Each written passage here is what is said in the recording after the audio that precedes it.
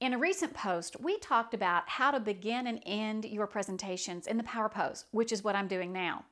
Let's look at some of the common mistakes that people make using gestures. The first, and this is one of the most common and the hardest to avoid, is crossing your arms. I know it feels comfortable, but the problem is it looks closed off or maybe resisting audience input. So that's why we say just relax your arms to the side. Sometimes when you relax your arms to the side, you have a tendency to clasp them in front. Again, the challenge with this is people's eyes tend to go to your hands, and your hands are falling exactly in front of your groin area, which is why we call this pose the fig leaf. And the other hard one is to keep those hands out of your pockets, away from your pockets. And the reason for that is pretty simple. When you allow your hands to slide down into your pockets, notice what just happened to my shoulders. I'm slumping. I'm too relaxed. And if you're trying to establish credibility and confidence, this just really isn't your best choice. So sometimes what I'll tell people is just to go ahead, take one hand out, allow that shoulder to be back, and that's a more relaxed posture, but you're still not slumping. The last gesture that people commonly do is to move those hands from the front to the back. And again, if you relax, now your shoulders, you're slumping, or if you stay nice, straight, and tall, you look a little stiff. This is what we call the military pose. So the most powerful and confident position is just to relax your hands right here in the midsection. Now, people always ask me, what's too much for gestures? How do I know what's appropriate, and how do I know if I've crossed the line? As a professional speaker with more than 20 years of experience, I have a theory on gestures.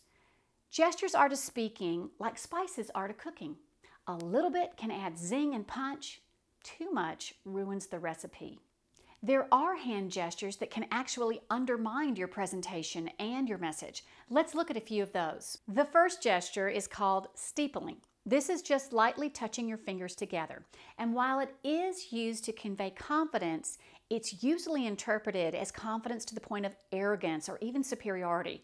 So if this happens to you during a presentation, you've probably gone too deep into your topic and it's time to move on to the next point.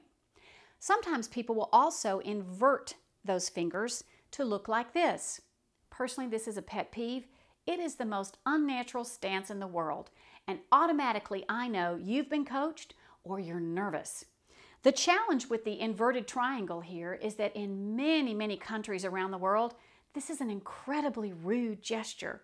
And even in American Sign Language, well, this is slang for female anatomy, so please don't stand like this. The other more frequent mistake that inexperienced speakers will make is constantly touching their face or playing with hair. You want to keep your hands away from your face and your hair, because in the animal kingdom, touching your face and playing with hair, well, that's called preening, and preening is a prerequisite to mating. So I don't think that's the right kind of message that you want to send either. Instead, try clasping your hands lightly together in front of your midsection. If you'd like to hold some notes or even a prop, like a remote or a pen, that's fine too. You can just casually relax one hand from time to time while you continue your presentation. At the end of the day, confident speakers begin and end in the power pose, and they add gestures for emphasis and to illustrate their points. For more ideas on how to connect, engage, and persuade, please visit our website, www.precisionspeaking.com.